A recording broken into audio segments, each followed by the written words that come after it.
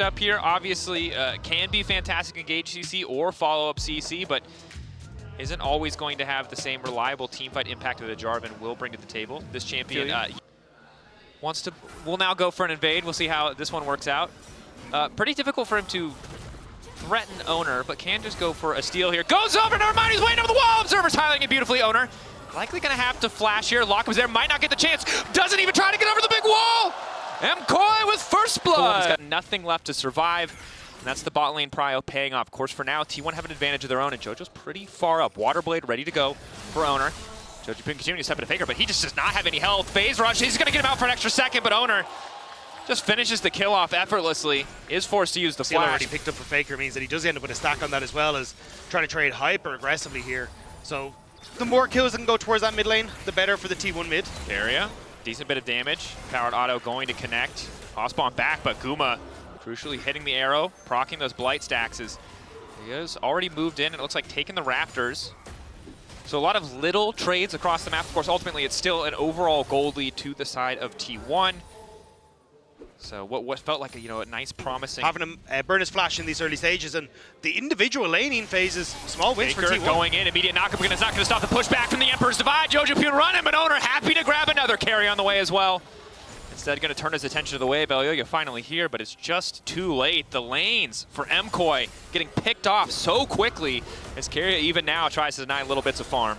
Great timing there from T1. You can see MKOI were aware of the level 6 and the flashless Orianna being a problem. Had no room to play, while T1 already starting up that first Drake.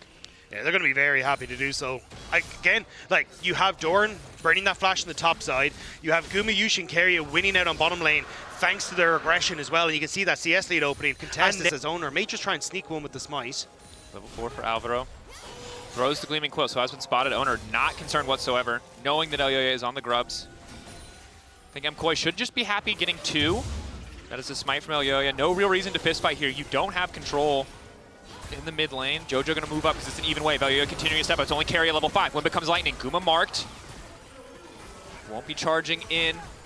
Owner just wants to take this one. He has smite. Should be no way they can stop him, but Owner doesn't want to risk going down for it. So 3 grubs. Well played from MKOI. One champion alongside a lethality bars who can burst through that Xin if he's not able to get that ultimate down and really deny a lot of that effective sustain. Is TP coming in on the bottom side. Mirwen locking up Gumayushi, immediately taking him into the death realm, but he just quickly walks back, uses the power of the ult. Better than the 1v1, the Q flash forward. Gumayushi may have overstayed as well. He's about to get taken out. Mirwen knows he has that one in the bag. Keria now running out to safety. Extra movement speed coming in. That's the power of the spellbook Ghost. T1 caught a bit of sleep at the wheel. Risky proposition for Guma. Might have been a bit of a caster curse, honestly. Hyped him up just for him to get 1v1'd. But he's not used to running TP, you know, so not exactly in the best of spots. Keria. Now sprinting out. Flashing as well. Finally going to use the Unbreakable. This man is determined to live. Has a taxied off of Elyoya, but no one else is coming. They're going to use the Shockwave as well. Keria will eventually fall. Surely Keria will... Okay, Keria has fallen. All is okay. Sorry, the EU fan came out in me for a second there. I got it. And in his ear, you would have loved to be the person getting this second Drake when you've already gotten the first, to start stacking those Drakes to guarantee a fight where MKOI at some point are going to have to fight into you. Instead, unfortunately, a bit of a flub from the bot lane of T1. Mirwen looking to rinse and repeat here. Pullback does connect onto Guma. Do they want to keep the dive going? They don't even need to go that deep. Just obliterates him. Keria going to get taken out. Well, they know he has no Unbreakable will. MKOI grab another 2 in the mid lane. Out of nowhere, MKOI starting to pick up a few of these kills. MKOI can really contest. There's a big wave that JoJo wants to get in top lane. It's a risky bet. Top wave and mid wave essentially even. Mirwen going to push in on the bottom side though. Try to deny some CS, try to get some plates. So MKOI recognize they're down a man. They don't want to commit the TP. Immediate exhaust on the Keria. 2-man knockup with the Pulverize. Good damage. Down, forced to use the Unbreakable will, but he's so low. Supa pushes for a bit more, and it's the big one to get it done. Redemption coming in the mid lane. It's going to heal up the minion as well. Keep the push onto this tower going. And Elyoya wants Guma. MKOI are bloodthirsty and fearless in the mid lane. Faker trying to respond with a push in the meantime, but it's MKOI with a massive lead. These mid lane collapses are working for MKOI. They're getting the kills, they're getting some waves, but again, they are dropping one wave on top on that tower to Faker in the top side of the map. But overall, like, mid tower for top tower, get the kills. They drop a wave in mid for T1 as well. MKOI are going to be happy with this. So I think that's what MKOI spotted going, hang on, where is this Kiana? She has to be on the bottom side, but JoJo finding out firsthand exactly where Carry is. Lockdown coming in. Q-Flash goes in forward for Dorn. Pushback coming through on the Pathmaker. Pulls him out of the Redemption. Knocks him down. Owner picks up the kill. Want to make sure that they have all members present. Mirwin lingers a bit in the darkness, debates if there's an angle. Thinks better of it as there's a bit of prio in the mid lane. Some minions denied and likely the tier 2 to fall. Supa making good use of that Trinity Force power spike. The Spellblade damage to the towers can't be underestimated. Does damage when he gets the next reset on cooldowns. So Mirwin zoned away, but it's just a split map. MKOI getting a tower on the top side. T1 likely to finish off this tower in the bottom lane. Yeah, and for T1, this is kind of what you want in a split map scenario, being able to match a lot of these plays and keep within touching distance on the goal. You do end up scaling exceptionally well with the Azir and this Varus as the game starts to go on. His HP does have access to the Redemption, but instead is just going to opt to reset. Herald used in the bottom lane as Owner finds Supa. Face first, pushes him back to the wall, immediately CC'd. Flash forward with the Shockwave! Excellent teamwork, but Owner's still going to be able to find his way out. Now Guma's moving in. Ulti is going to connect, but it's Elyoya who body blocks. Elyoya with the Crescent Guard, but the snipe from Guma! Dead center right between the eyes to find the double as MKOI are now on the retreat, and T1 take the fight in the river. T1, Supa, powerful individually in terms of what he could do in a fight, what he did do. We're going in MKOI's favor, but when it came towards the objective setup and how to play the map, T1 just ever so slightly ahead. Now MKOI tries to even brute force their way in through the mid lane. Faker is separated. Hot. Charm is there. Lock up on Owner, but he goes invisible for a brief moment. Now he's pulled him to the death realm up against Mir when ulti is really going to do nothing, but Owner's still able to retreat for now. Alvaro taken down. Owner coming over the wall, going to pop out in a brief moment. Wants to get the grass blade, doesn't have time. That's the shutdown, but it should be Supa uncontested. Instead it's Carrier coming in with the pulverize, and now it's Elyoya versus the world. He goes into the Faker, but there's too many people. There's not enough sky to sunder. There's nothing left to guard. Jojo wants to make the difference, but Guma grabs it. 3-man Shockwave.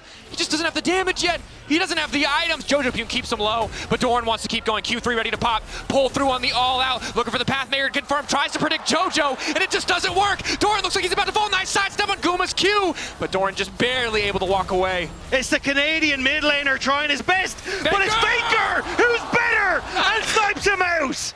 I don't even know if that was necessary. That was the insult after the injury, Rob. On this, Supa and Elyoya are so worried about Owner as he comes out. Jojo has been completely isolated. Now Alvaro is in the same boat. Alvaro caught, will just get taken out there.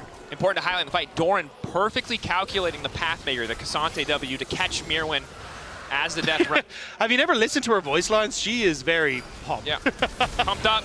Guma potentially caught out. Alvaro not able to hit the charm. Only connects on the Carrier. Redemption going in, Q-Flash from Mirwin, Redemption response from T1. This is a bit of an awkward start. Mirwin losing a ton of health, pulls Carrier into the Death Realm, and now it's Doran into the backside. 4 members strong from MKOI, slowly working through the health bars, but down goes Mirwin. Doran only losing about 60% HP. Bit of an awkward exchange of cooldowns, and T1 come out on top. Yeah, MKOI tries the Baron, but again, face checking is not fun. No, it's not. Supa losing about 20% HP just for walking in. TP in for Doran, solo zoning Supa, gonna ult him back through the wall. It's gonna take all of MKOI to turn. Doran now trying to retreat back into the waiting arms of his team. In the meantime, the Baron has been taken out. Faker and Owner easily 2-manning it. MKOI, brief moment where they have control of mid. Jojo near Shadow Flame, but even then, oh, hang on, Alvaro on the flank. Nice backstep from Faker. Able to get a bit of CC down. Shockwave going in, but it's really not doing the damage they need. That's the supreme display of talent. Said I'd say ultimate, but I didn't. I couldn't help myself. MKOI getting the objective bounty. In the meantime, looks like the tower did fall in the bottom lane. But they're just being zoned off, pushed away. May come down to the 50-50 steal if Elyoya wants to poke his head in. Nah, I think it's done for. This is what I was about to say, was the fact that you don't really have that damage on Jojo, and that Banshee's Veil on Faker just makes it. And mounting the comeback is now Owner sprinting through the jungle. Alvaro goes over the wall, but there's just members of T1 around every corner ready to lock him down. Supa really does not do enough damage to Doran. He's able to zone him away. Hex flash over the wall. Alvaro locked up and interrupted. Owner trying to one-pop him, but Alvaro lives for an extra second. Nice Shockwave, but really only connecting onto Carrier. With that major cooldown down, it makes it so easy for Faker to step up, for Guma to step up. Big chunks coming through from the Varus Qs. The piercing arrows connecting. And T1, now that they have the Baron, now that they have access to the bottom lane, will they just go for the throat, or are they going to take their time? Doran unstoppable for a moment. The siege just continues from T1. No real way for MKOI to answer for now. Top of mid, but is this something? TP. Faker feels good because he has a death cap, and oh god, he wants to use it! Redemption going in! That looks completely insane, but my man, did he do the math? That was a display of talent. That was some damage from Faker on that play. We've learned that the best player of all time's most played champion might be worth taking away. We might have learned it before, other teams might have learned it before, but MKOI relearning this particular lesson. Very happy that Fearless exists in this series if you're MKOI, because you do not want to go up against that again. As T1 was siege down the Nexus turrets. The waves aren't here, but the poke can be. Yep. Guma just continues to free fire. One wave coming in on the top side, likely the end here. MKOI some good looks in that mid game, some good picks, some good angles on the T1's bottom line. As Alvaro gets things kicked off on a Faker. Nice initial bit of damage, but he comes out relatively unscathed. A lot of cooldowns missing. Redemption to get the health bars back up. Alvaro needs to backstep. Big damage. Doran going unstoppable for a moment. Q3 pulls him back through. Elio in the midst of everything, but Doran getting lower. The tower not quite enough. Supreme delay. Talent coming in. Owner still standing for an extra second. I think they've overstayed a bit, but it just doesn't matter because they're not hitting Faker, and he's got more than enough damage to finish the job. The super minions are here too. It is long, it is drawn out, it is only getting more difficult, but Doran remains standing, T1 remains standing. They've only lost Keria. The Nexus exposed. The defender's advantage is not really looking like an advantage. Finally gonna end the game, Rob. They took their sweet time. They wanted a couple extra kills. The icing on top of this game one cake. Faker looking for another, the double to finish it. T1 coming.